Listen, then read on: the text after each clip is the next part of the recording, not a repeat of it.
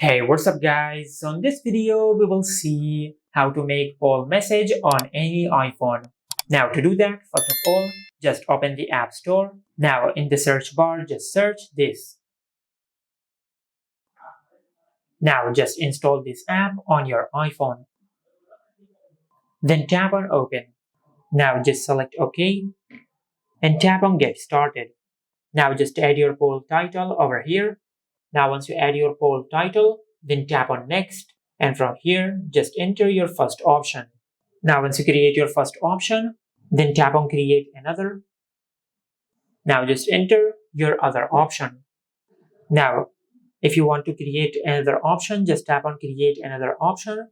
Now once you are done creating options, just tap on Done. Then tap on Send Poll.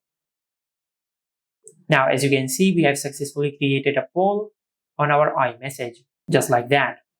Now to find the poll option in your iMessage, just open iMessage, then open a contact on your iMessage and tap on the plus icon at the bottom left corner on the screen.